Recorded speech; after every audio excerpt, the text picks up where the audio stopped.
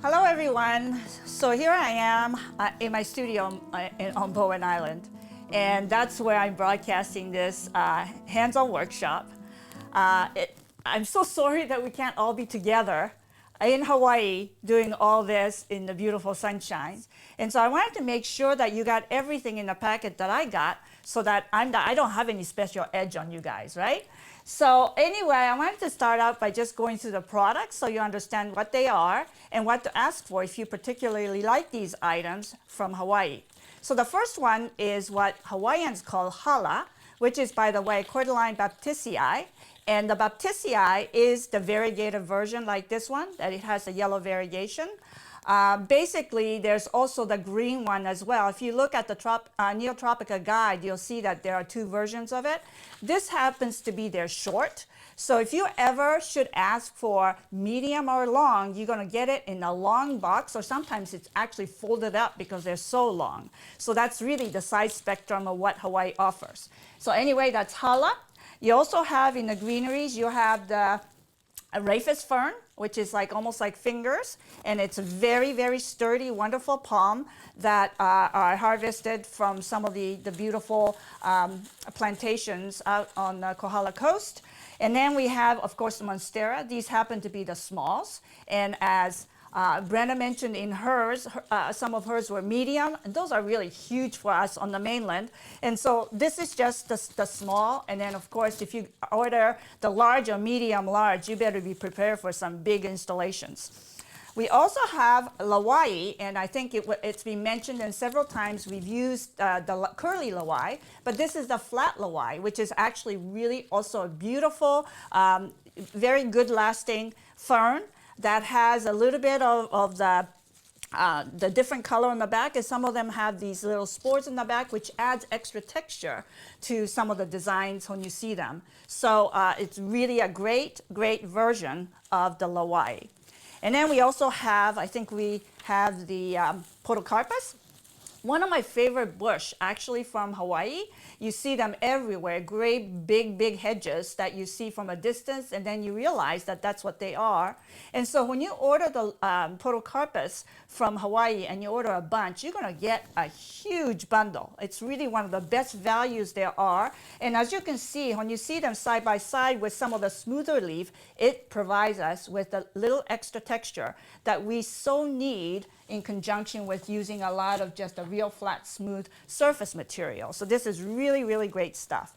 And then we have also, with the flowers, we have the tropic fleur, which is a psittacorum, which is like the miniature heliconias, and they do come with that little side stick on the side. And in my first design, I think I'm going to keep them so that it keeps the stems long and very erect, and so that, and I'll show you a different version of that a little bit later. Also the dendrobiums, I think the Hawaiian dendrobiums, and these are the shorts. So if you're ever looking for just doing smaller pieces and you really don't need the real long, you can economically get some of the shorter ones, and they're just as abundant in blooms and just bloom out to the tip as any of the other lengths that you can get. But it just gives you the diversity of the size of the design that you're going to be creating, and that you're able to kind of fit the size of flowers that you order according to the designs that you're going to create.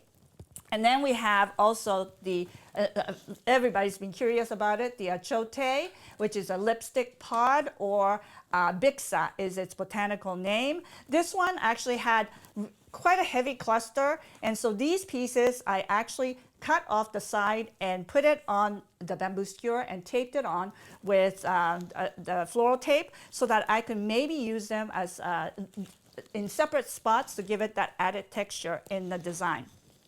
And then, of course, the anthuriums. I had no idea I was going to get that many. Did you all guys get as many as this? This is like, oh my gosh. They just went all out and gave us a whole bush. But it's really amazing. And this, by the way, I think falls in the smalls and almost like a designer size, which is really quite abundant in Hawaii. It's one of the things that I never realized until I got there, that this size even existed, that the small and kind of the mini size which, by the way, I know for a lot of the mainlanders, it's really the size of your carnation, size of our roses. And so this size is really very, very useful and slips in beautifully with all our temperates. So we really like this one, this size a lot.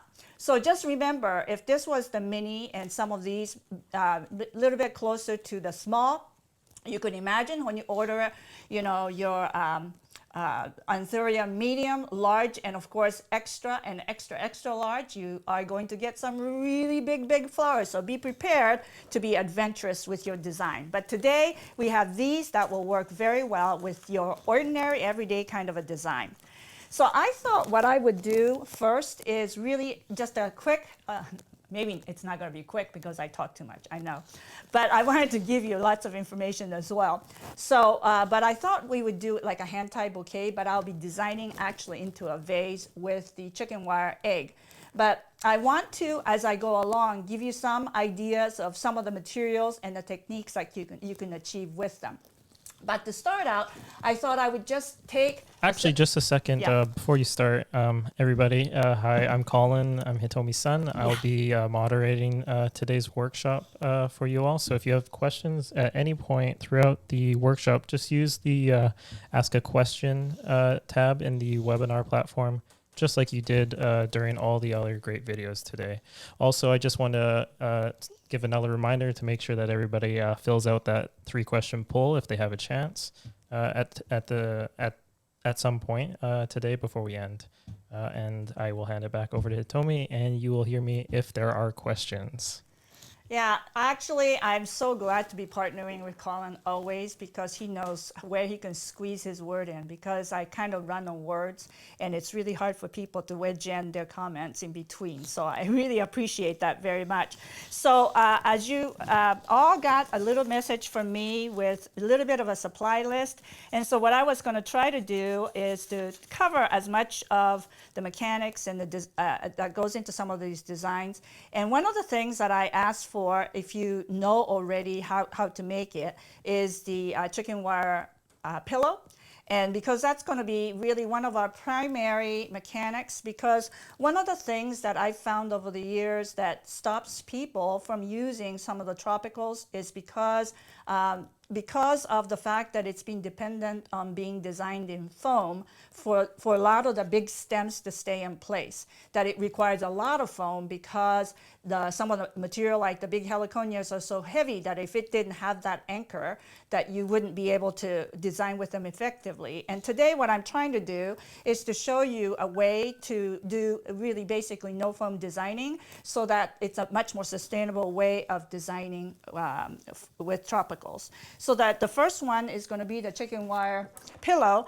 And as much as I have mentioned that, you know, if you know how to make it, have it ready, but I know that there's some of you probably is tuning in for the first time visit with me, so I thought I would just show you how to do it. So what I did was I had a piece of chicken wire that's actually a 12-inch wide chicken wire that I cut into, like, there's just 6 segments. I cut into the middle of the 6th segment, and then I fold it over and overlap it. This way you can create, you know, whatever width of it, and I've just decided to create this size, this particular size. And so what I'm doing is the cut edge that I cut halfway into the cell, I am actually using those little pins, those extrusions, and twisting them and bending them over so that it actually becomes closed on that end. And then on this side as well, I'm going to do the same. So that way I can create these chicken wire pillows very easily, handily,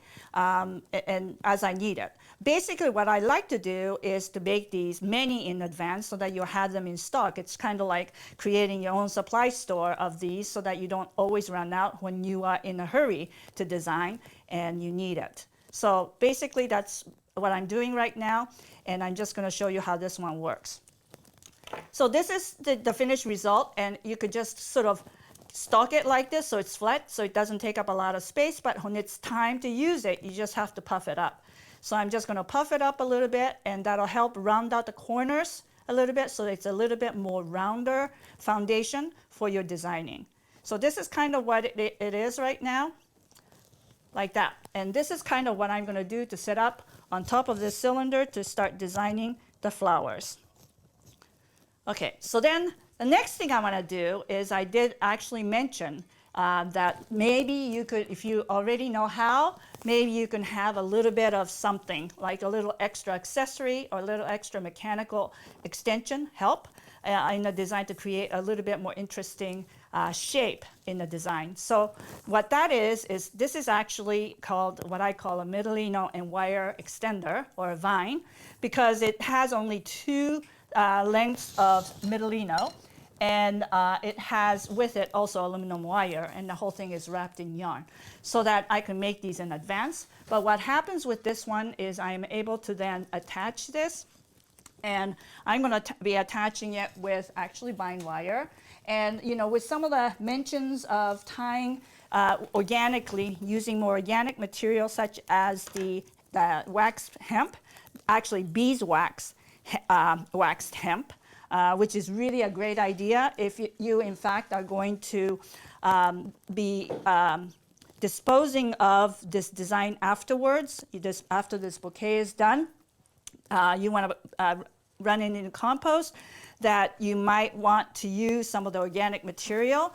The case in point here for me is that I would like to see this actually more reused than to have it go to compost, because going through making these and that whatever extra time that it takes, I want to be able to recover this tool of design for me. And so what I want to suggest is something that I think is really kind of compelling for me to kind of start thinking about. And what that is really about just plain sustainable floristry. How can we as a florist community take the right steps towards sustainability? One of which I believe is to support each other, support our community, and all of that, and also to have the community of consumers that we deal with support us as florists. And one of the best ways to get that kind of support, especially in the area of eco-designing, is to create like what could be like a community-supported floristry. Because after all, the farmers already have started the community-supported agriculture in the form of CSA. That's what it's called. And those are a lot of the small farmers across the country, Canada, and also all over North America, in America.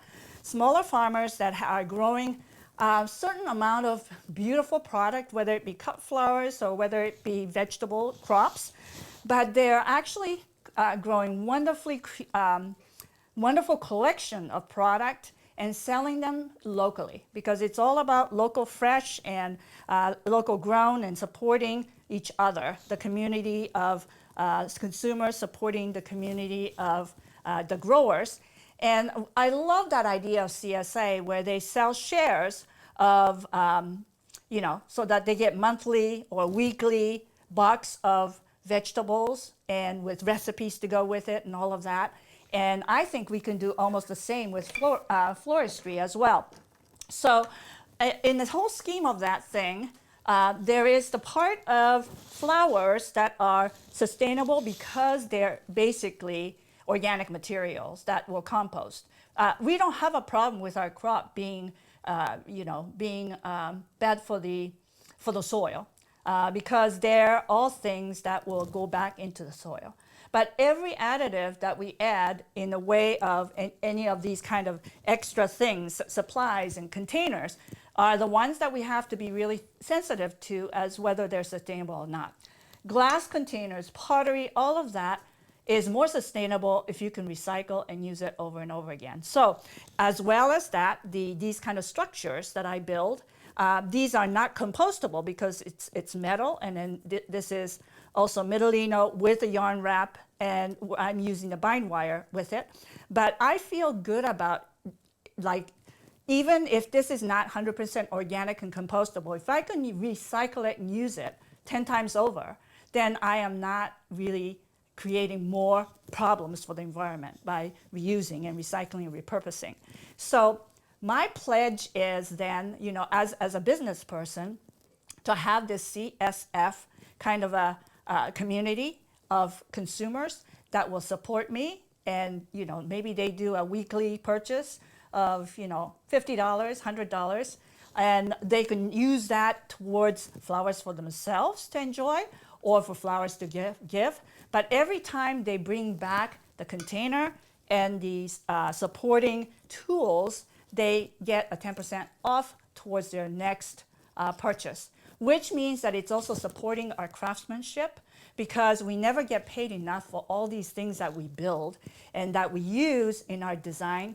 But if we can use it over and over again, and as Bruno and I talked about, when you can reuse and repurpose some of these things over and over again, it becomes a much more friendly, sustainable business. So anyway, that's kind of what I'm going to start with. I shouldn't put that down because this is exactly what I'm designing to. So I'm going to use this as a start. And the reason why I did this, by the way, with the yarn covered Middlino kind of extender vine, is so that it introduces really the color orange that's in this. Because at first I thought we were going to go with just red and white and make it sort of red and white. And because that lends itself to Christmas, I thought red and white Christmas arrangement, which we'll do another one.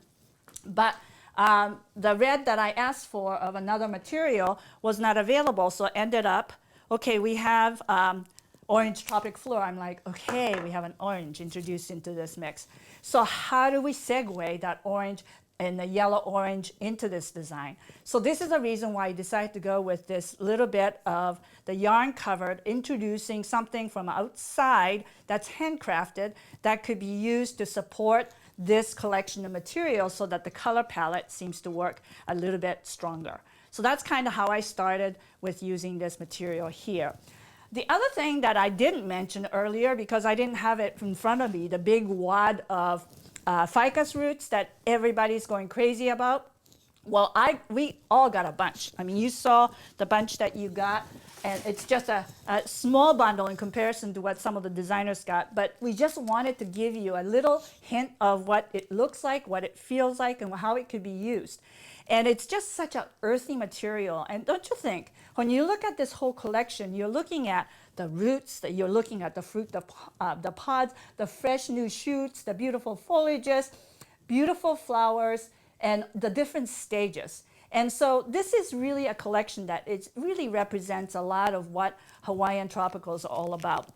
And roots are really, really important, and we love this material. So with that one bunch, I'm just going to show you really quickly what I got out of it. So with that one bunch, I have got all of these. This is one of the things that I like to show you is the garlands of the Ficus Roots. By the way, it's Ficus bengalensis, if you're curious as to what this whole botanical name is. But what it is just taking a few strands of it and just wrapping it. I wrapped it with the copper bullion. Sometimes I like the dark brown bullion, but the dark brown bullion is actually a little bit scarce because you know, if you use the dark brown bullion, it almost disappears. But in some ways, I kind of do like the copper because it shows up a little bit better. And so I did that. There's this one here. I also made this one here. Also made this. This is another one where I actually allowed some of it to be just designed loose but bundled in few spots, and then just kind of loosely attached, tied, loose, so that I kind of created a lot more erratic, kind of random kind of a piece, but it has the line element and also the texture element that can work into some sort of a design. I'm thinking of using this in the Christmas design a little bit later. So there's that, and I just want to show you this. And I also, with the same bundle, I also created this. So this is actually a structure that I built that took a lot more time because it has the extender, 2 of them, and then it has a lot of strands, and some of them are very thin. That's why I got so much out of it. But having the transition of some bundled, some a little bit loose, and some of it just strands, and some of it bound, and combined with the Middlino extenders that I created with that peach color, sets up for a beautiful perhaps a bridal bouquet. And I wanted to show that just to show you the extent of how far that material goes, the banyan roots, and how earthy and beautiful it is. I mean, this could be a wonderful, actually, headpiece. I don't know. I don't know about that. I'm looking at myself. But anyway, I think it has a potential for like a floriculture headpiece. So I wanted to show you that, and I'm not going to be actually showing the design on it because I don't think I have time to do it, but I wanted you to see the potential of this material and how beautiful it is when you actually handcraft it. So I'm going to be using this for sure. And then out of this material, let me just go into this now. Let's start designing this. The first thing I want to do is I want to take the podocarpus and cut out some of the lower pieces. The pieces that never gets used, they usually get thrown out because they're just loose pieces at the bottom or the odd pieces in between, these little shorts. I'm going to use those actually first into this structure so that it helps cover some of the chicken wire by filling the inside of it. So I'm going to go in and take these and just run it through the chicken wire, because the greens that you put into this, the more quicker the mechanic of the chicken wire disappears. And you're wondering, okay, so those are not in water. That's correct. They're not in water because they're just going to form the sort of the crux of this mechanic. You know, all your stem's going to go through it. Yes, it will dry it might start to crumble in maybe 2 or 3 or 4 or 5 days, depending on where you put it. If you're going to put it right near the heater, it's going to get crumbly a lot faster. But just as overall, I feel like the inside of this, what's in it, that's free stemmed in, is going to deteriorate no faster than how long your flowers will last. However, just remember, we are working with fresh Hawaiian product, which may last longer than we think. And we hope for that because that's what we love about them. But either way, I usually just use some cuttings from out in the yard, whether it be boxwood or whatever, and just help fill the inside, because that starts to create a network of sticks and stems through which all your stems go into. And pretty soon, you're not going to see the chicken wire at all because you started with that. So this is really almost like greening the foam, right? And now it sits actually better because of it. So we're going to start with that. And then maybe I'm going to start also by inserting some of these lower into this kind of the cage, so that I can start to get the stems into water. So I'm basically greening it up first with this podocarpus. And you can see how quickly that comes to be. It doesn't need a lot, and you can see how it works. So I'm going to now start to kind of play with what I have. And so the next thing that I want to do is, let's get some main foliage in. I have 3 beautiful Monstera. That's probably maybe 1 too many. I'm going to go in and just take first couple and insert it nice and low to the bottom to help cover the bottom. So to the front and maybe to the back, but not directly opposite, just slightly to the side. So that sort of sets up for a good beginning, I think. You see that? Okay, so then let's look at Rayfest Palm. I think there's 2 of them. I did want to show that Rayfest Palm sometimes can be used almost like grass, because look what I did here is I actually split this, like the ribbing, and just tore it across like this, so that sometimes when you can't find the grass, or that you forgot to buy the grass, and you want a little bit of the fine texture that you kind of feel that it needs, then you can go ahead and do this. And so I'm doing this all the way through and getting a little bit more texture out of this Rayfest. And yes, it dries a little bit faster when you do this, but that's okay because it'll dry and kind of curl and do its fun thing. So I'm going to kind of put that all together, and I'm going to take a little bit of bind wire and I'm going to bundle it together so it stays together like a bundle of grass. And I'm going to cut and insert. So maybe right back in here, I'm going to have that grass. Look at how that actually sets up really quite beautifully. The texture is wonderful. Now I'm going to use the loei, and these loei is rather large. I think I want to go and actually trim off the lower. Just maybe I can save that actually for flowers to wear. And actually, let's bring that down in here, lower. Like that. And maybe this one here, take a couple of these off and save it. Always save those pieces because they're all useful.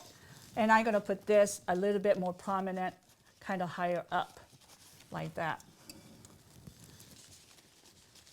Yeah, like that. So we get a little bit of height.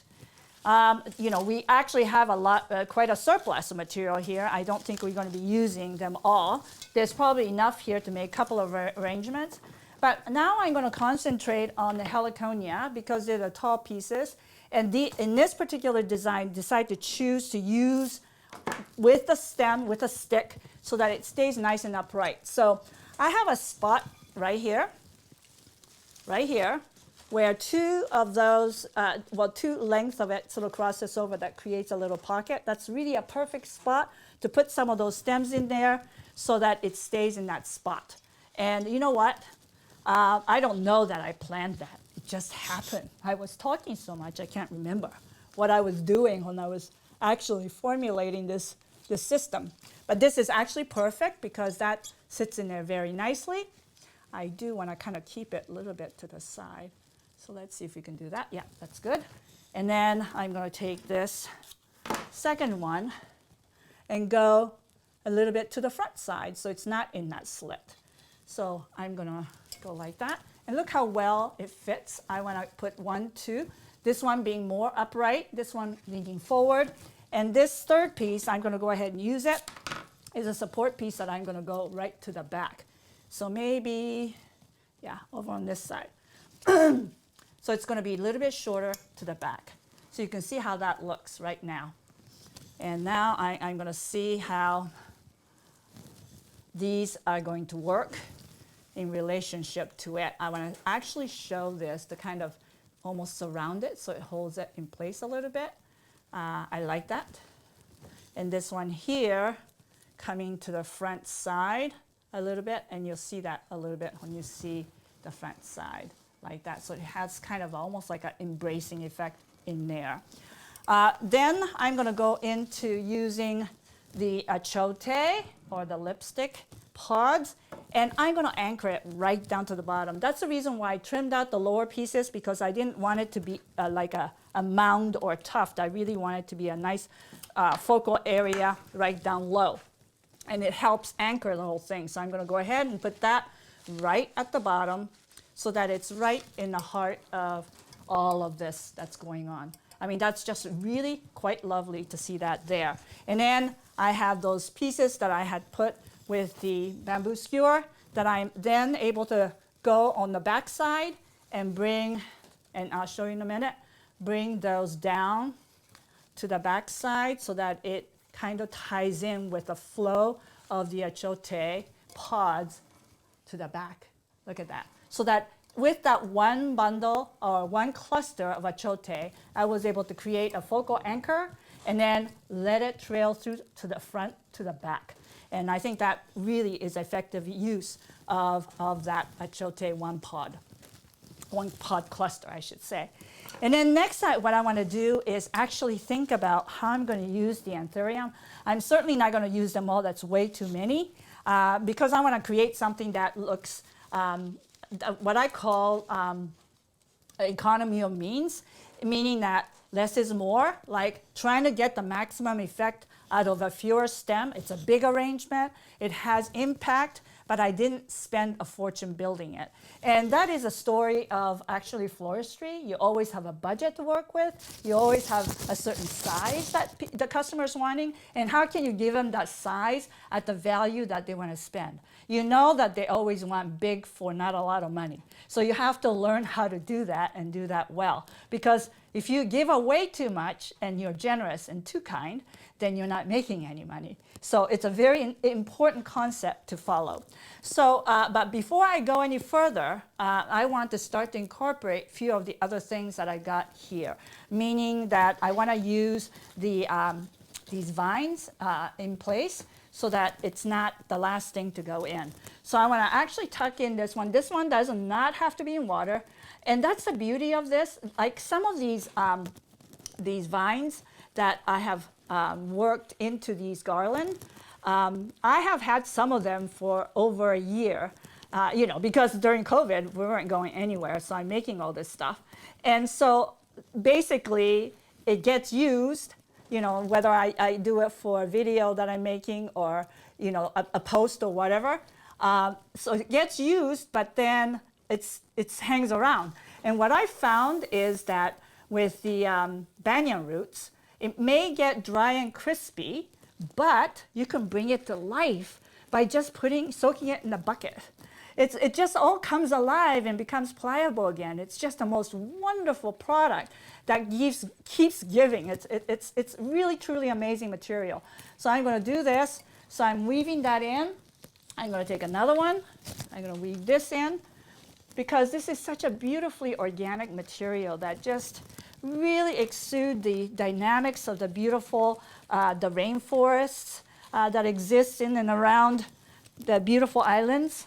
So I want to make sure that I communicate that in this design, the feel of the organic Hawaii. I love that about this material. It just does it so, so well. So I'm just actually tying this to the structure itself. The, if I can see this. Yeah, I'm tying this to the structure so that, okay, I gotta concentrate. Can't be talking and looking at the same time. So let me do this, there. And then tie, so it stays in place, so it doesn't move. And it gives me that beautiful kind of the twist that goes through the design. So this is a reason why I decided to actually keep the, the sticks, because these side stems, is because it might give me an opportunity that I would regret not having if I had cut it. So what I'm going to do is make this so that it becomes a attach point for some of this to go a little bit upwards. So I'm going to attach this to that extra stem so that you can see that that brings it up in the design and gives you actually a little bit more visual size to this design.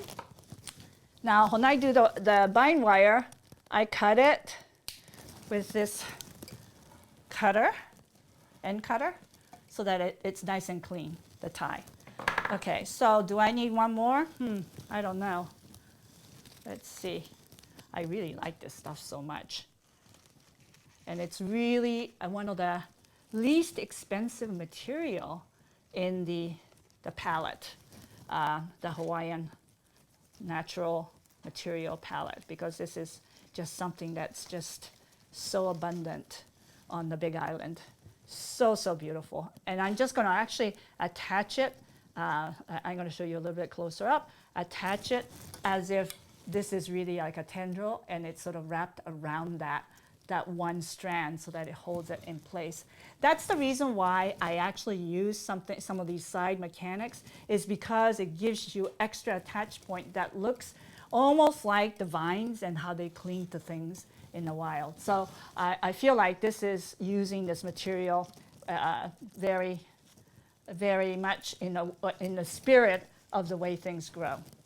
So I have that. And then now I'm going to go into using the challah. So the challah for this design, this size is not bad. I think that actually works quite well. So I'll use it. Sorry to interrupt for Yeah. a second. Could you potentially design on the other side so that I can get close-up shots? Design on that side? No, with On this side, design to your right, to my right, okay. so I can get, when you're showing some techniques and stuff with certain material, I can get some nice close-up So we shots for wanna do this. everybody. Yeah. Okay, all right, that's good. All right, so with this, I want to go through the chicken wire, so I want to kind of trim out the lower part so it goes through it. So maybe with this one, I'm going to go in maybe a little bit to the front and let it kind of lock in like that.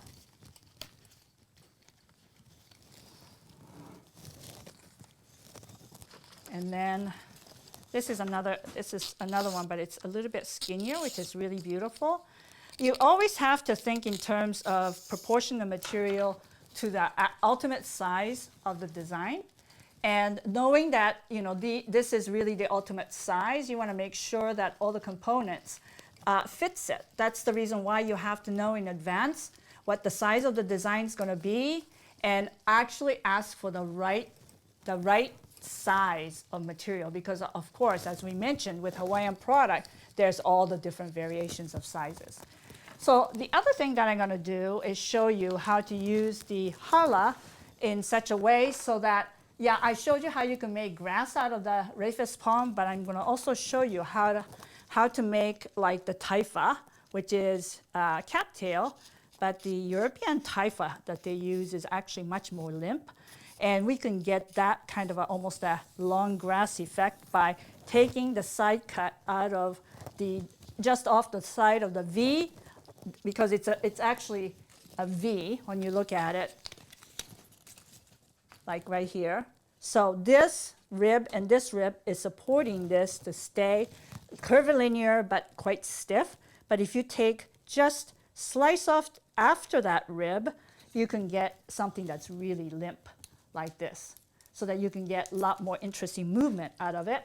And not only that, but you also have a nice skinny piece of challah that you can still use as an upright. So if you do this, you get double kind of value out of this material. So with this, maybe I'm going to go in and tuck in to the lower side. Maybe I'm going to do this so you can see it a little bit better maybe. I'm just going to tuck this in.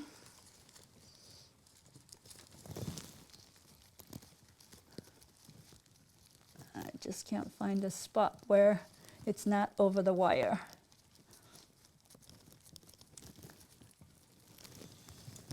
So maybe this one here, maybe we're going to just sort of bring it in, and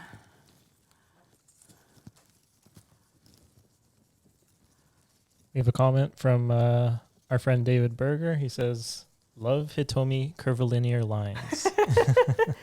I'm all about line. That's what Japanese people are all about. In Japan, we just don't have the quantity of flowers like grown in the fields of Europe. So we can't ever think easily of big bundles of things and designing in big bundles. We're just so grateful to have one stem of this and two stem of that. And that's where we learn designing from sort of the Ikebana perspective, to show our appreciation for the beautiful flowers that we're given, even though it's in a very small quantity. So this way, I'm able to use some of these limp pieces as the curvilinear flow that gives you a little bit more interesting use of this challah in such a way to give us more than just a piece of challah normally does. I mean, we're just trying to get, this is what I mean by, economy of means is not only about using few, but using things cleverly to get more out of what people normally see the material as. And so that's kind of what I'm trying to do. I'm trying to fit this in so that it flows through the chote a little bit more. I'm kind of not liking this piece here. I'm going to take that out. These are, we do editing as we go along. We all do that, don't we? We try it and then it's not quite working. You know, this is kind of a very fun kind of concept here. What we have with this hands-on workshop and you guys receiving the packet is because it's kind of like what it's like to be in the midst of a surprise package, which is a category in the design competition where everybody gets a box and they can't open the box until they're told to go. And so we've never seen any of it. And we have to see what we can create in a very short amount of time and what you can come up with and how important it is to have tried different things before, that you experimented enough to know what you can get out of your material. So this is what I feel like as I'm doing this, is like it's some things are tested techniques, other things are like tested technique that I may have done another time in a different way with different material, but this time, given this set of material, what would I do with it? So this is the fun part of it. You know, sometimes, like I say, it works like a charm. And you know, actually, I kind of lost a little bit of sleep over it preparing for this. Is like I was working on a sketch, and I'm thinking, oh, this is not working. The sketch, I really have to have my hand on it. And I thought I would have time this morning as the seminar was going to test things out, but I was so engaged in watching that I really didn't do it. And I thought, oh my gosh, this is going to be really a surprise package. It's really frightening that I'm going to do this in front of you, and I haven't planned it exactly. But you know what? You know what the solution to that is? The solution to that is you just have to enjoy the journey. And you know, when you put all your fear aside, whether it's going to turn out or not, and just go with the flow, it's obvious to me that things just start to fall in place. You know, the last insertion makes me make the next insertion and pick the next material.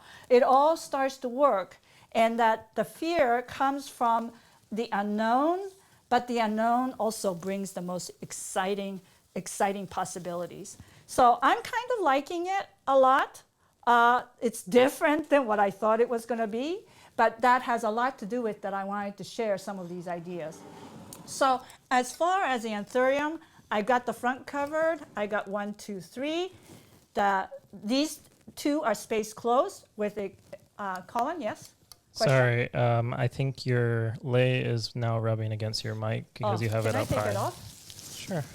Okay, because I have no control over it, right? Your mic's still on there, right? Yes, it is. Okay. Okay, thank you. Yeah, so anyway, yeah, I have there's a good rhythm, 1, 2, 3, so that you saw that there's a space, 1, 2, 3, so that there's that random placement. This one here is 1, 2, but 1 being kind of terraced, and this one you're seeing kind of the edge and not all frontal, which is also something that I wanted to make sure that I get out of that one. So then next we have those beautiful dendrobiums. So the dendrobiums, what I need to do is use some to the front and some to the back because they're the only whites. Now, if you look at it close, the whites have a little bit of a purplish reddish tinge to it, which makes me think that I see some connection, but not everybody will see it. But I think the important thing is when you have only one type of flower for one color, you don't want to use it all in one spot because that seems like too much segregation of that color. You want to be able to see a rhythm of this, and then that leads to the other. So that's kind of how I'm going to design with it. So I'm going to go with it to the front with a 2. And I have a spot right here in the front that's vacant that I want to use this in the front. And I'll go low with it so it starts to come down a little bit more.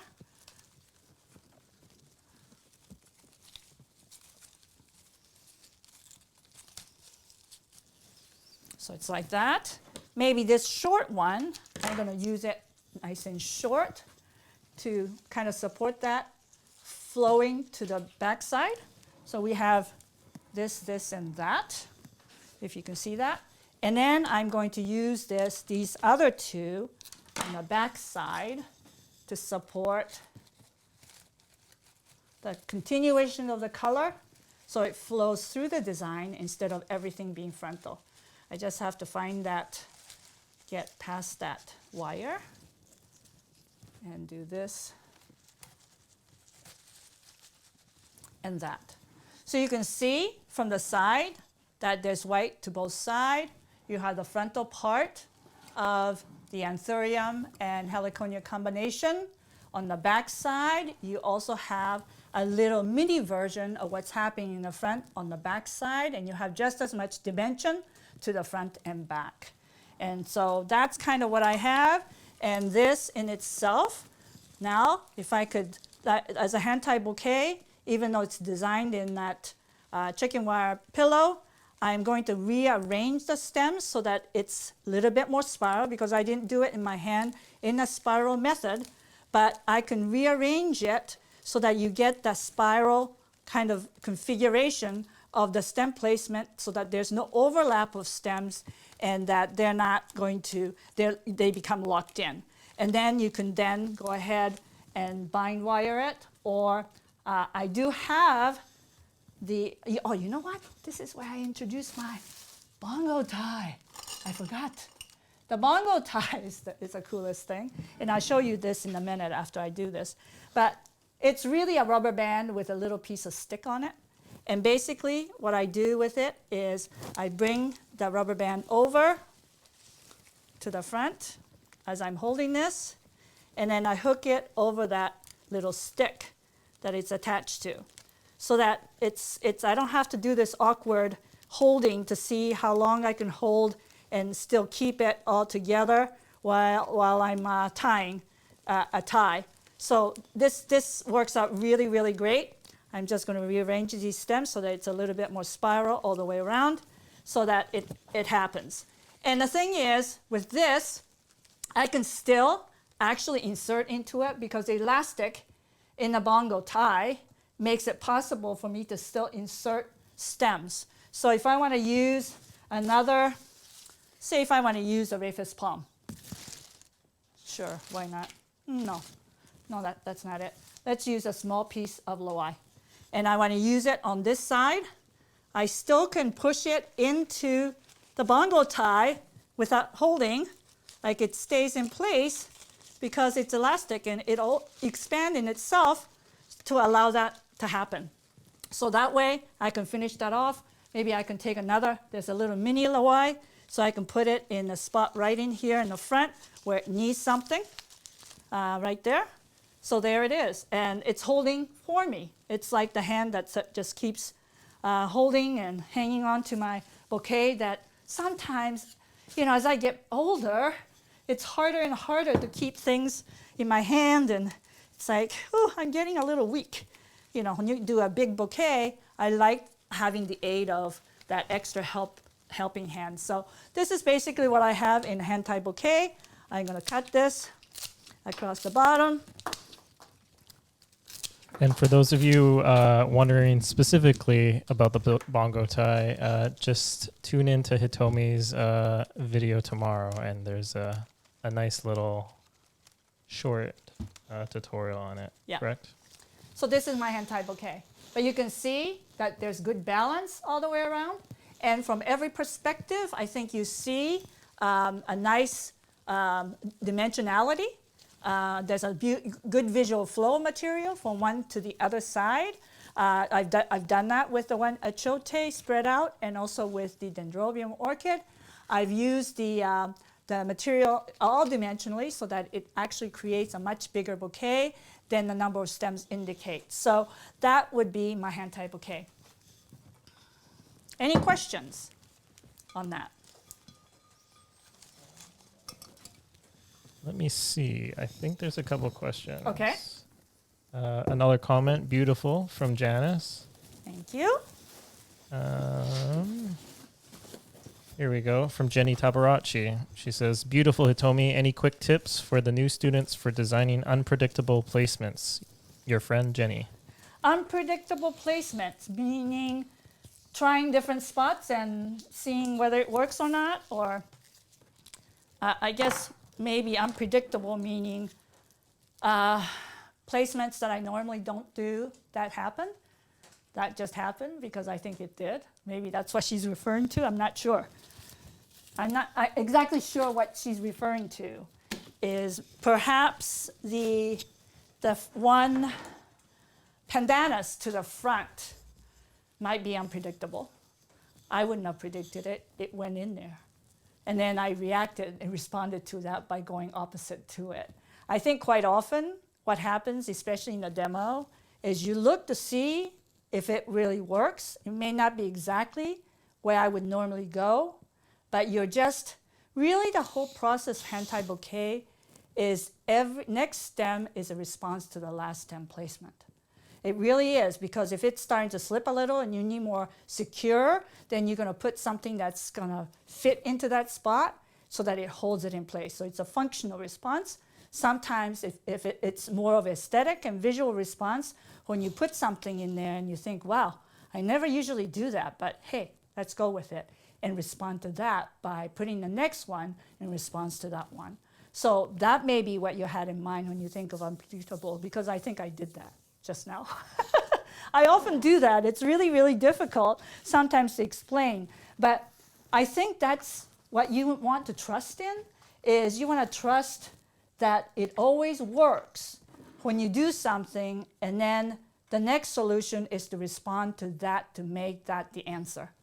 And a good designer has to be all about that. And that's the reason why we need so many tricks up our sleeve, because sometimes when you do things unpredictably, you think, oh, now what have I done? So do you go back and pull everything out and restart all over again? Sometimes that's a good solution when it's going really bad. But in most cases, you learn more by responding to it. And so for the students of the City College, I say in your practice to respond to what you've created, because you're going to find a lot more answers and a lot more solutions that you'll run into when you're competing. If you haven't tried it, if you've only done it one way, and then you find that you go there and everything is not the same as what you're used to, then what are you going to do? You know, you really have to go with the problem solving on the spot. Okay, so any other questions on that? Yep, I'll first get through the comments. Ely says, very cool, full of lines. Catherine says, fantastic, love your use of line. Tabitha Miki says, beautiful. Ikuko Siegel said, wonderful. And then there was, let me see, one more comment from Debbie Strand saying, great idea, no more zip ties on the hand tie. Thanks, Hitomi. Yeah, that's one of the things, Gregor Lurch and I did the organics class where we explored 100% organic. And I said to Gregor, that's hard because I use bind wire a lot. And he says, well, let's go with 100% and see if we can do it, because then we can decide how we're going to navigate through complete sustainable practices to a zero waste. And it's so true, unless you take up the challenge and try it, how do you know where you're going to get to ultimately the goal? So it was a great challenge. And one of the things that we used was the wax string, beeswax string, which is fantastic. Yeah, Colin? There's one more question. Okay. I'll wait for you to finish. So if you're... Yeah. Okay. Yeah. Okay. We have a question from Nicole O'Connell. She has, how long can the podocarpus be without water? The podocarpus without water, that's going to really depend on where you are. I think we talked about that earlier in the day with regionality, because if you're doing that in Arizona, they're going to be burnt, not burnt, but dried to a crisp probably by the end of the day. So it's going to depend. For Hawaii, it's going to be fine, because Hawaii, they use all these material in the lei, they're all tied, there's no foam, there's no water, but there's enough moisture in the air to sustain it. So you need to be really thinking about how it behaves in your environment. Here in the Pacific Northwest, podocarpus has been great. I have huge retention quality with podocarpus. I have podocarpus bunches that's been sitting around for like 6 weeks, and I keep using it. And I use it inside of the chicken wire, and then, you know, a week later, out of the chicken wire roll, I take it out, and it's still good. So then I cut it and put it in water, and then it puffs up again, and then I can use it again. So, you know, it really depends, and this is kind of where we're at with our new exploration in floristry, to know what material really lasts for how long and where. And so that's a lot of that is experimentation, and you need to be engaged in it, because by knowing that, you know what all you can do. So podocarpus, generally for me, it's just so reliable, and it covers the green so well from the inside, and I love it so much. Here, when I don't have a podocarpus, I go to my boxwood outside. Boxwood is also equally good and stays nice, and you know, up to 5-6 days before it gets really crispy. The key for me sometimes is just keeping it cool, if you can. If it's an arrangement that is for installation, then you want to keep it cool before it goes out, and then you know, just tell the customer, if you keep it cool, it would last longer. But just remember, it's the inside mechanic, and you'll hardly see any of it. And even if the leaves drop, you don't even notice it. It just becomes like little branches on the inside for mechanics only. Any other questions on that? I think that's it for now. But Okay. we kind of blazed through that first half of the workshop. So, but perfect timing. She has one more. Yeah, I have design one to show her? more. And, Yeah. you know, I'm hoping that all of you are not just sitting there listening to me. I hope all of you, or some of you, are already working on your pieces. You know, whether it's the banyan root clusters or what have you. I hope you're working on it and playing with your designs so that you could, because what we request from you guys from this is at the end of the workshop, and you have all evening too, to finesse, because we all love to finesse our design after we do it the first try to make sure it looks great from all angles. We love for you to photograph it and send it to HFNA Judy. That's HFNA, HFNAJudy.com. At hefnajudy@gmail.com. At gmail.com, Yeah. because she's compiling all the photos from this workshop, and tomorrow it's going to be put together in a little bit of a gallery. Yeah, and I'll put up a little graphic just to remind people later on. But do keep in mind that there is a deadline for 6 p.m. Hawaii time for your photos to be in to be oh my gosh, so they featured have to tomorrow. do it So quick. that's that would be 8 o'clock our time, which is 2.5 hours from now. Yeah. So just remember, but that's because I know there's some wonderful designers out there, and there's some of you already working on it or already finished. So we want you to submit it, because that'll be really fun to see tomorrow. So the next piece that I'm going to do, we still have lots of anthuriums left and still more foliages, and we still have another whole bunch. But I'm going to try to do a little bit of Christmas with this particular piece. And I have a 5-inch cube. I think this is 5 inches. It's 6 inch. I'm not sure, but I have a cube here. And also using chicken wire, but this time I'm going to use it as a roll. And actually, I might be actually ending up showing you a little bit of, again, the use of bongo ties here. So what I'm going to do is take this and use that as an insert to extend out, and these two pieces on this side. And this is just a piece of chicken wire that I cut out because I just want to extend it to get a sort of a low elongated centerpiece out of it. So I'm going to just roll this up like this to create a roll, chicken wire roll. And then I'm going to take my bongo tie, and you'll see a little bit of this tomorrow as well in our demo. But I'm going to take the bongo tie and basically just wrap this around it. And clipped right there like that, and another one. So that the reason for this versus tying it all together and making rolls to keep.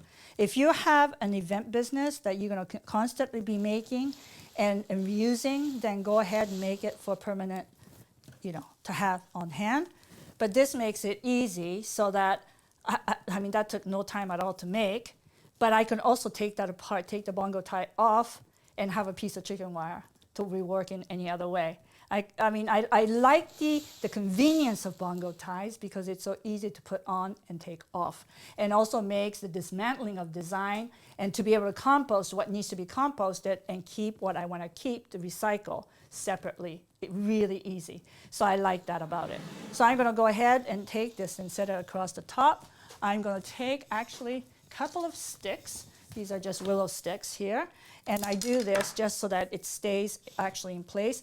I'm going to actually slip it into this bongo tie, the two bongo ties, because you don't need to actually bind wire it. It could be part of it. I could have already designed into it, but it's just easier to do this just as well after. So I'm going to do this so that it kind of gives it a little bit of a spine. That's kind of what I'm doing right now, like this on one side and then on the other side as well. So I'm going to just run that across. And that's the beauty of the elastics, is it just will bend to your needs. It keeps it stretched when you need it to stretch, and then it holds it in place when you want it to hold in place. And so I'm going to just bring that down so that it's a little bit closer to the tips, like that. So that way, now I have this that can actually, what I want is for that to be sort of rest on the, so I want to actually have it more towards the bottom, both of those sticks. Yeah, so it rests on there like that. Okay, so then I'm going to do another crazy thing. I'm going to use another bongo tie that's been doubled up like this. And I'm going to actually attach this to the container without spilling. So I'm going to put this here, there. It might need another extension, maybe. Yeah, it does. So that means I just need to have another piece of rubber band.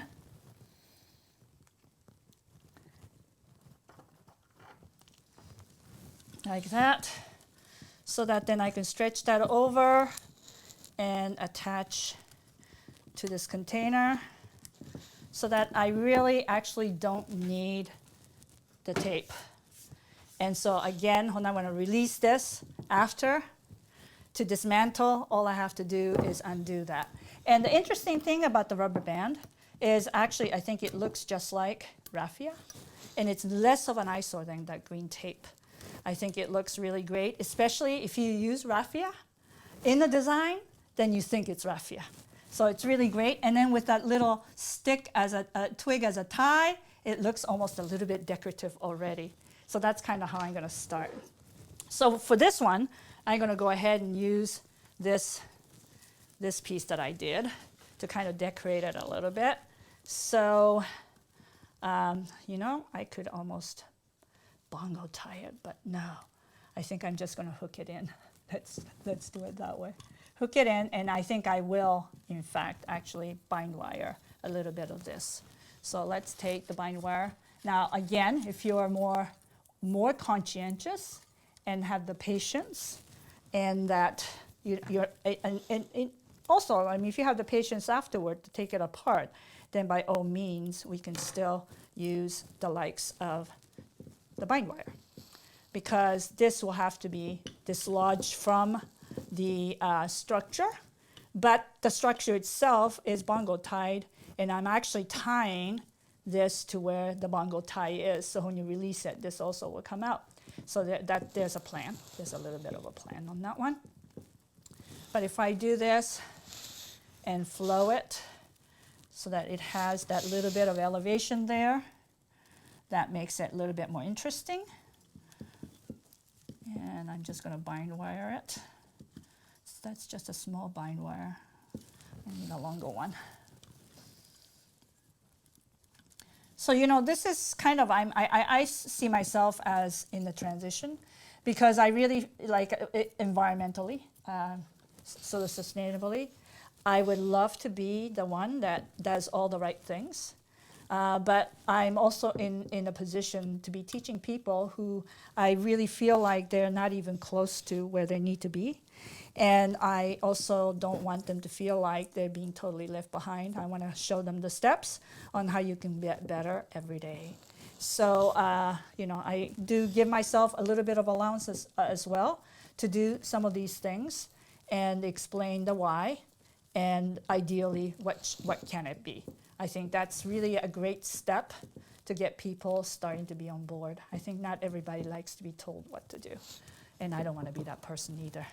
So I just want to do this in such a way so that I get that extension that I really like with the Ficus bengalensis.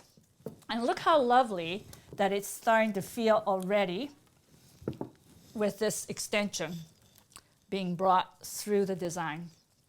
Let's see. Let's go a little bit deeper in. Sometimes it's really hard to know which piece you're picking up the table that's banyan root and which is bindwire. That's always a challenge. So there it is, right there, like that. And yeah. Okay, so there's that. And then what I'm going to do is start the green. So I'm going to start, because this is where I asked if you have any Christmas greens, bring it on, because that's where, where we are. I mean, we always have lots and lots of Christmas greens right in our yards. And so with Christmas coming on, it's really great to work with some of these to give that Christmas look. So with the cedar, I'm going to insert it in through the tube and into the heart of that design. So you're asking probably, is that in water? No, it's not. It's actually not. It's kind of like making a wreath. You're actually just creating that extension. If you want this for a table centerpiece that's lasting, because they want to have it in their home for however long, then you're going to have to actually insert this so that it goes in water. It's really entirely up to you how you're going to do this. But I'm talking about, because we're really working with a wedding celebration and the short-term effects of some of these kind of designs that we can do for events, I'm thinking in terms of working in that capacity. When we're doing quick things, and these are the quick things that we can do with least amount of manpower. So I'm going to show you how we can work with some of these greens and stabbed into that structure right there. So these are stabbed in. So you can see in a moment what that looks like. So this would be for just maybe a little quick table thing. And a lot of times, I mean, some of the smaller decorations that we do at events, like just a little bit here, a little bit there, you know how it gets, where they keep adding more and more, and really they've long gone past the budget, and they're just like, oh, can you possibly do this, and can you possibly do that? And I think there's an opportunity, instead of saying no, to say yes by knowing some of the quick methods, because this is definitely a quick method that makes you arrive at the spot a lot faster. And really, in the end, for you, the takedown is a lot more efficient and faster, because you didn't put everything so firmly into a mechanic that is difficult to dismantle. So I'm going to go ahead and use the Monstera to the front. I should really have the turntable, because that rubber band is sticking to the table, which is good, isn't it? It doesn't slide around, not at all. Like those are the things that I find out as I try out these new mechanics, and I'm thinking like, oh my gosh, it's sticking to the table. And I think, oh, that's not a bad thing, because now then it doesn't roll around or move. So, sometimes these kind of quick solutions that you come up with makes it possible for us to discover ways of designing that's like, well, that's actually kind of clever. I kind of like that. So that's kind of where I found a lot of great solution, is by just simply trying things and seeing that it works. So there's that. And then I'm going to use maybe the Rayfest a little bit. up high, and these are going to probably go into water. So it's like that. But I'm also going to use Carolina Sapphire because, oh my gosh, I love this greens for Christmas. It's one of my favorites. It's not, oh, this is bought. It's not always the most inexpensive greens. So, you know, I want to kind of use it so that it gives you what it does, and without using a huge amount, because I can go through bundles of Carolina Sapphire like nothing. It really is one of my favorite greenery. And it adds such a wonderful texture against, and you'll see this in a minute when I turn it around, against the Rayfest Palm is, and this is the other unusual kind of, a little bit of like what Jenny said, the unusual kind of combination. Like here's one, is using the Carolina Sapphire right next to Rayfest Palm. But how beautiful that is, because the radiation, the whole thing is a radial design, so radiation is really the key word and a key process. And the radiating hand, it's just going dimensionally from it, juxtaposing and showing the difference of the linearity of this to the beautiful textured linearity of this. So I think that's really, like, it makes your customers discover something. They've not seen this before.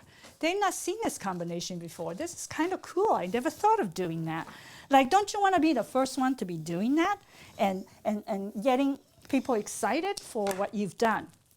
That's why the sense of adventure in design is so important.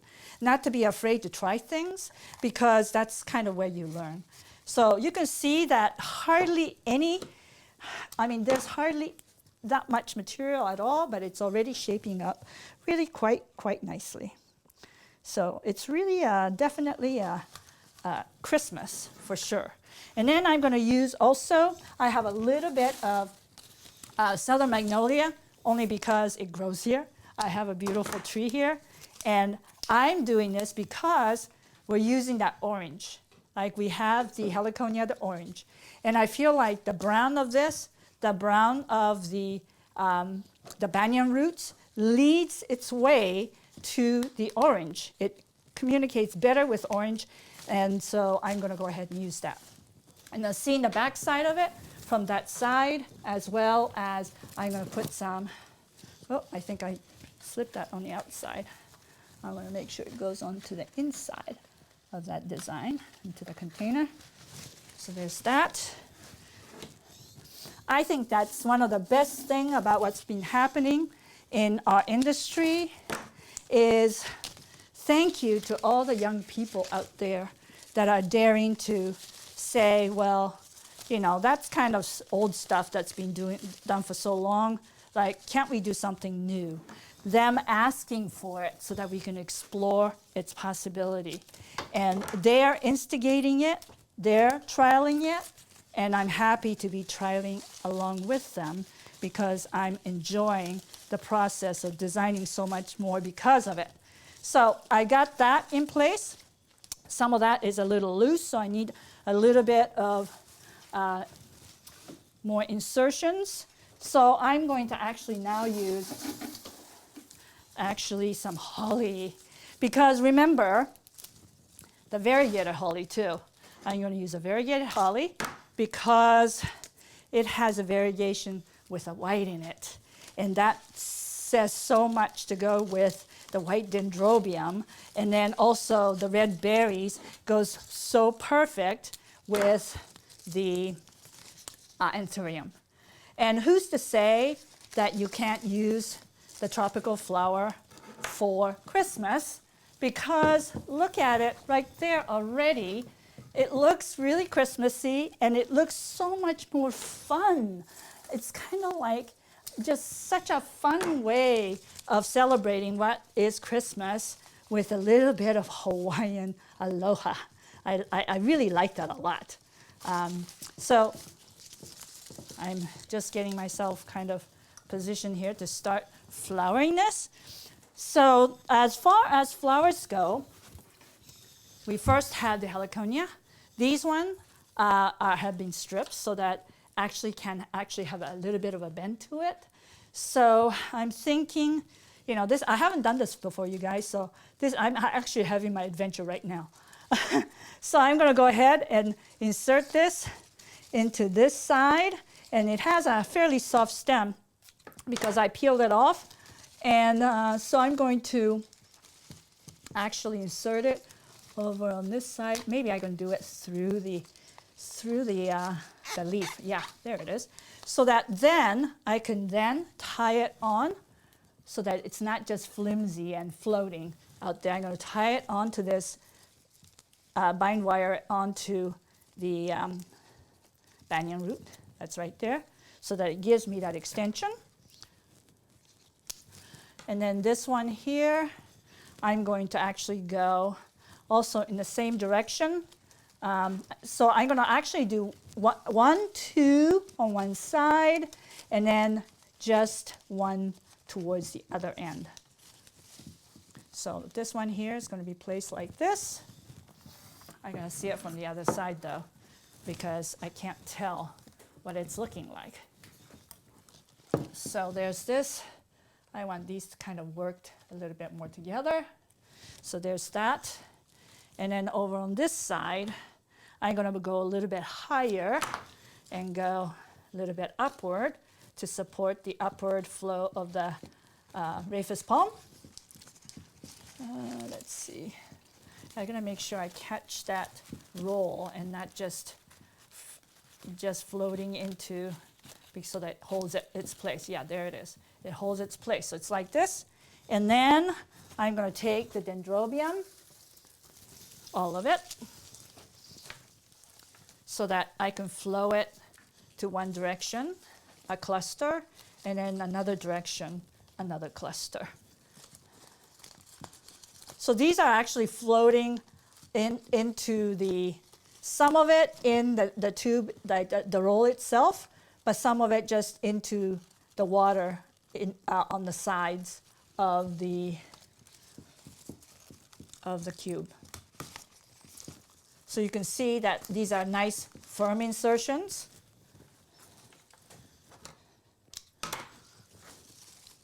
You guys, I just want to tell you, this is really hard to do this, like in front of you, under your watchful eye, and I'm not sure exactly how it's turning out, but it's not too bad. I'm actually kind of pleased with that I'm pulling it off.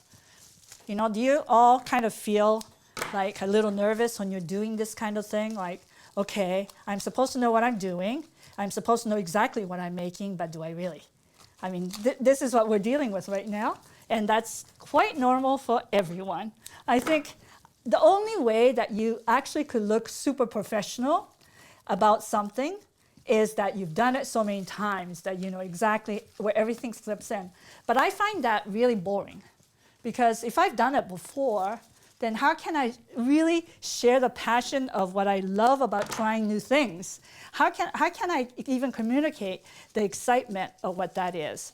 And that's the part that I never want to miss out on, is I'll take the chance to try new things just so that I can find new ways. And I think that's really always have been very important to me. And I'm not afraid to say it, that it scares me, but it's important. And I'm finding that success when I get it in the way I'm doing it right now is much more exciting than had I done the design that I've done before over and over and been successful.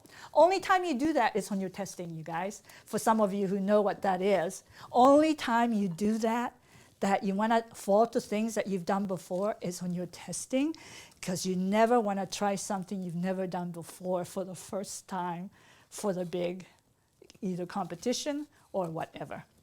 So just because I know that there's some of you at the different stages of designing and some of you learning and are in the process of testing. Well, So I think everybody likes your design, so. Okay. Oh, phew. Yeah, Emily looks absolutely lovely, beautiful as always, beautiful. And Maureen Christmas comments, watching your decision process is a great lesson. Oh, thank you for that, Maureen. You know, as a teacher yourself, how important it is that when you attempt to work and show new things, that the biggest scare is to be able to pull it off. and thank you that you say that, because I really, really value the importance of the thinking process that goes into it, to be able to explain the whys of what we do, because without that, how can you justify anything that we do in the design? Yeah, So, we have also David Berger mentions love the Heliconia placements. It's like two friends together looking for another friend on the other side of the room. yeah, Perfect it's like, spacing. come on over here. I mean, it's really about that. I work a lot with, and I for some of you who knows me and who worked with me will know this, but I work a lot with a Fibonacci, the numerical sequence. And, while there's what it is and what it becomes, but at first it was really difficult for me when somebody explained to me that it's really about these numbers, like 1, 1, 2, 3, 5, 8, 13, the two numbers before adds to the next number, and that's some kind of common theme in everything. And at first I thought, oh my gosh, what is that all about? Like, that holds the key to the universe, and apparently it was, but I just wasn't grasping it at that time. And what I found is really actually very simple. If you actually use those numbers, it really does work in the way that what I'm saying is, if I use ones, like 1, 1, and then 2, and then 1 and 3, and then 1, 1, 2. I mean, if I create rhythm with those numbers, with the number of materials that I've used in that cluster, it really starts to create this beautiful song. It's a beautiful composition, because you're creating it by the rhythm of the number of stems. And in this particular case, there's a 3, there's a 1 from that side, 1, 1, but then there's 2, and then there's actually, you know what? I have 4 here, and I think I need a 5 in this one. I think this cluster needs to be a 5 because 4 is not in that sequence. Yep. So, this is what it helps me that, okay, it all has worked for me so well before. I'm going to stick to this because it really always works. So by adding that 5th piece, it actually looks much better. And that's how I use those numbers. At first, I was actually in disbelief that that's how you use it, but it really, really actually works. So I love that about it. So I also have another piece of achote here. Actually, again, a little bit bigger than I want it to be. I do want that as an anchor. I actually originally wanted to get some kumquats, because kumquats being the color of this Psittacorum, tropic fleur, I felt like that would help bring the orange in. But I really feel very strongly that the orange in this is present in a way of almost a peachy-ish. Peach, by the way, has orange in it. And so there's a little bit more, like a good connection of material that does lead into, and of course the use of the backside of the magnolia being visible also really, really helps. So I think I've actually formulated well enough in a combination of things to be able to connect the colors together so that it really does work. And again, maybe I want to put a little bit of magnolia in there so that I can get a little bit more kind of orangish, that brown in there. Whew, there's nothing I can't get through there because I have other things tucked in there. Oh, there we go. So that actually kind of works because it gives you a little bit of orange. So, this is kind of a very quick process of explaining to you how I design. But you can see that it's a very dimensional design from side to side. The extension is very good. Good table center. The size is good for that. Easily put together because I chose all the techniques and mechanics that makes it possible for this to come together pretty quickly. This wasn't bad considering that I was talking all the way through too and being able to explain what I'm doing. So keeping in mind that, if you're a teacher out there too, and many of you, even the beginners that are out there, will be teaching down the road, just think about making sure that every step you're taking has a reason to make it be the reason why you designed this way. And if you follow that path and every step of the insertions follow to be the solution to the last insertion, if it's an answer, it's kind of like an echo. If somebody says this, then this one says this, and this one says this to support that whole conversation. That's what's going on with this design. And when you do that, I think generally it works. So are there any questions about this? Let me take a look. We had a few more comments when you were talking about how you were nervous. Yeah, I was very nervous. I actually didn't sleep the night before because I had so many ideas and I didn't know which idea to choose. And then I thought, oh, because I did get a list of who was going to be in the class, and I knew many of you, and some of you are such accomplished designers, I thought, oh, I can't show all the basic stuff because they'll be bored to death. And so then I was like, okay, what am I going to do to accommodate all the people that's going to be watching that will be satisfying for each and every one of you? So that's why I finally came up with this one, these two, because it comes together in front of you, and I can do it without being tedious. So that's a reason why. Yeah, we had our last presenter, Brenna Kwan, saying, "Thanks for your transparency, Hitomi. I see you. You are still the best. Always learn so much from you in many aspects." Gosh, that's really such a nice comment. I'm blushing, as you can tell. It makes me blush every time people say nice things. Jenny Tabarachi says, "Love the negative space in the center of this design." Yeah, I'm looking at it now. Yeah, that's kind of cool. I like that dip. And you know what? Isn't that a little bit consistent to a lot of what the farmer florists are doing? Even in this case, even though it's a little spikier because of the use of tropicals, but that little bit of that transparent kind of a void in the middle is attractive. I mean, they're absolutely right. You know, everything's being round and full. And to have that void in the middle to give you that kind of that space, the window to see through, has been a remarkable kind of a concept coming from a lot of people who didn't always have the big education. And I gotta give all those people such credit for being brave to be doing things that feels right for them, because I really feel like it's a combination, of course, of more education that you become better, but also that sense of adventure, not being afraid to try new things, because that's what so many of us can be afraid of, that takes us back a step instead of move forward. And I have embraced so many of the new designers that have done things instinctively, because I think it's that instinctive in us that really ultimately makes us the better designer than just the educated. It's a combination of the two, and we never want to lose that spirit of creativity that comes from within us. So I think that's kind of what's fun about it, because yeah, noticing that little valley, it's that design with that little valley in the middle that people really do enjoy.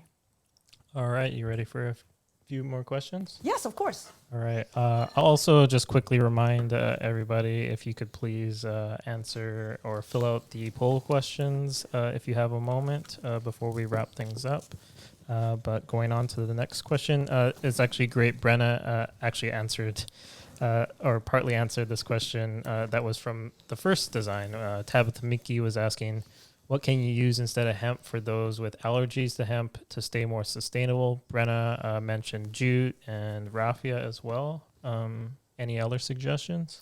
I think those are two really, really good ones. I mean, there's all that issues as well with hemp. And so it's on all of us to search for the ones that work the best. And so with a bind wire, however, just so that you know the reason why I use it when it's not part of the structure that's going to get thrown out. And I do believe in good sustainable structure, but I feel like when I'm making a structure that is for safekeeping that will hold up longer, I found that, like, I did use the waxed hemp in some of the structure that I built. Some of those has gotten a little bit loose as it warmed up and got cold, because the wax loosens when it gets warm, or when it's near warm temperature, like, you know, in a warm room. And so as far as holding up so that I can use it over and over again without fixing it, bind wire still is my friend. And the reason why bind wire is good for me is knowing that, yeah, it's paper covered. What's in it that is not, shouldn't be composted is the wire that's in it. But the thing is to recover that wire after the fact at the end when you take it all apart. You know, you can often do it by just burning off the paper and you have just wire so that could be recycled. So, you know, it's just like we have to think through. There's so many areas that you can do right, but then somebody says, oh, but you're doing that wrong. You know, the commitment is for all of us to be feeling good about our effort. And I think, you know, when I talked earlier about the community supported floristry, it's such a great way to teach the public that you want to be the florist that cares enough to make it easier for them to reach zero waste as well. Because by offering the 10% discount to bring back the container that they don't want to use anymore, plus the structure that's in it, that saves you buying that piece, that saves you making that structure again, and it's giving them an opportunity to get something for 10% less. It's just a win-win on both sides. And that's why I think CSF is a profound way of florists to be a community florist that supports all the right things in their area. So I just feel like there's ways that we can practice it in a way that is suitable to each one of us. And you can't be harsh on other people that's not doing it if they're trying really hard to take the step. And because that's part of the community, is to support each other. So that's kind of what I've got to say about that, about all these processes. Yeah. All right. We had another question from Robin Rep. She was asking, does the ethylene from evergreens won't hurt the longevity of the tropicals?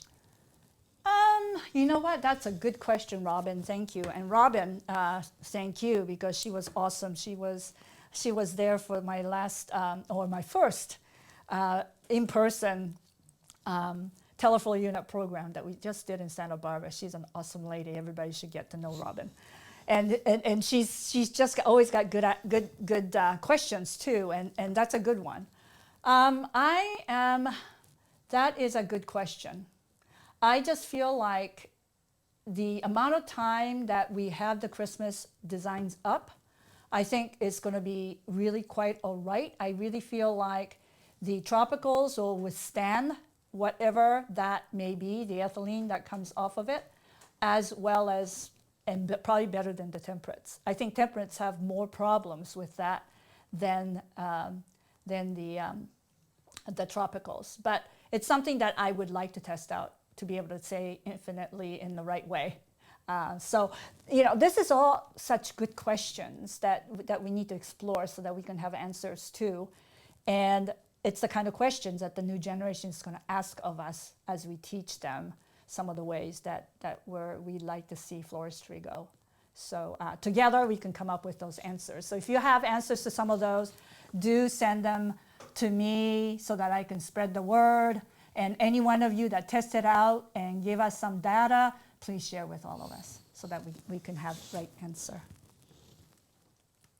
All right. I think that's it for questions. I'll mention there's so many great comments that we can't get to, but I'm sure on behalf of Hitomi, thank you for all the wonderful comments.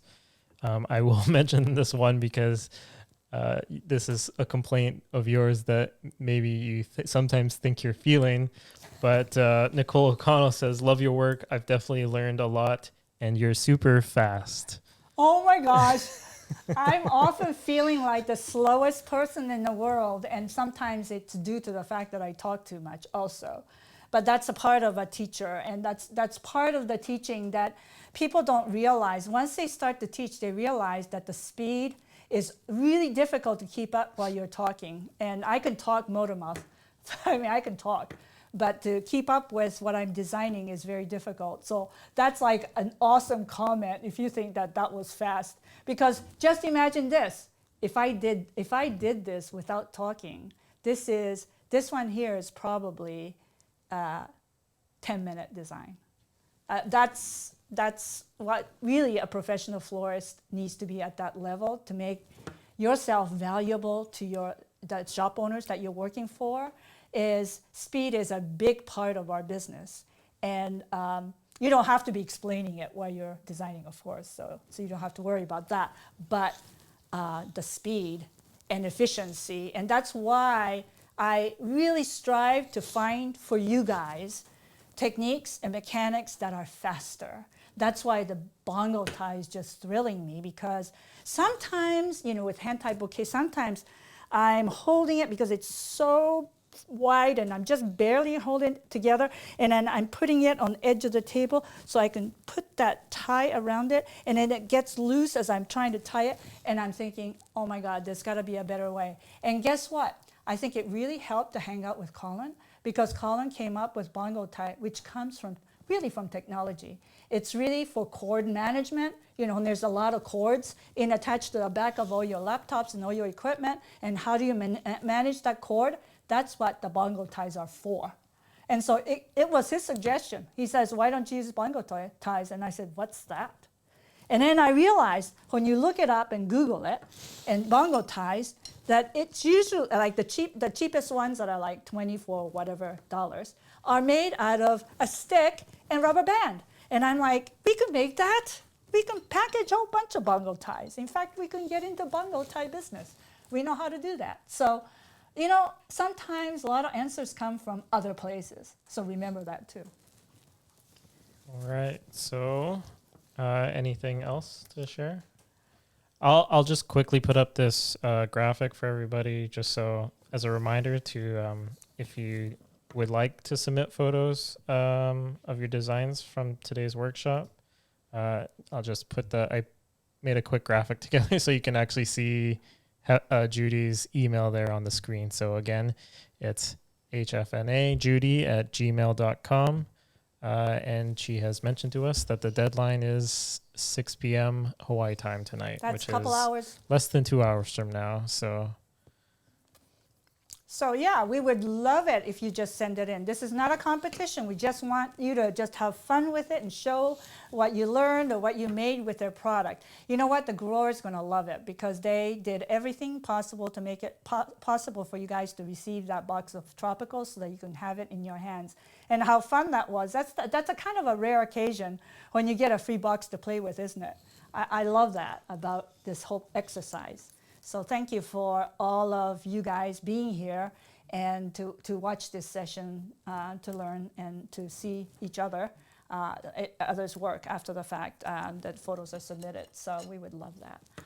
So we're actually not going back to the other broadcast, because this was a separate broadcast that was created specifically for the hands-on workshop. But we have really an amazing lineup of designers tomorrow that's going to be presenting. We have all the island designers. We have Sue Tabao Yamaguchi, AIFD EMC from Honolulu, from the island of Oahu. We have Allison Higgins from Grace Flowers, Hawaii, from the Big Island. And then we have Dottie Yadao, Reynolds Yadao from the island of Kauai, as well as, to finish off the day, we have Lois Hiranaga, AIFD, from the island of Maui, and they will be accompanied by the island director, and the videos that Colin edited together, because it was photographed, by the way, by the extension. Filmed. Filmed. Yeah. Yeah, it was filmed by the extension guys. Agents. Yes. Can you imagine? Everybody, a lot of people were a little bit fearful that it was going to be filmed by amateurs, but they did some fine photographing or filming, and they did a great job. Yeah, they did a great job, and it just goes to show you, trust your people, trust the people that we get put together in, because together we can make it work. And it really truly was a teamwork. And I think every designer got into the spirit of it and had a lot of fun. And so did the extension agents. And so did the extension agents. So Yeah. I think you'll have a really fun day. And also, myself and Ken Center will sort of fit ourselves in the middle over the lunch hour to show another segment that we did here on Bowen Island. So you'll see another little glimpse of me. Sorry I show up too much, but you know how it is. I'm trying to keep it organized. So plus, there's a little scattering of a few special guests in each of the island videos as well, which is really cool as well. Yeah, it's going to be really a lot of fun. You'll get a real flavor of Hawaii tomorrow. So it's like a Hawaiiana. So you'll really enjoy that aspect so much. So and again, it's a 8:30 a.m. Start, I believe. Let's see. No, that's okay. Judy confirmed it with me. I was just turning to you. Excellent. It's 8:30 a.m. Just so everyone, same time as today. That's Hawaii time. So if you're on the West Coast, that's 10:30 a.m. If you're on the East Coast, that is 1:30 a.m. Yeah. Or p.m. Sorry, not 1:30 a.m. Yeah. So thank you for being with us today, and make sure to thank all the HFNA and all the growers, and Judy Schilling, because it was her, I think partly her idea to do this, the free box of flower thing. And I'm thrilled because it was fun doing it. Doing the surprise package is always fun. So thank you for joining me, and I hope we get to see some really wonderful pictures of your work tomorrow. So thank you, everybody. Aloha. Mahalo.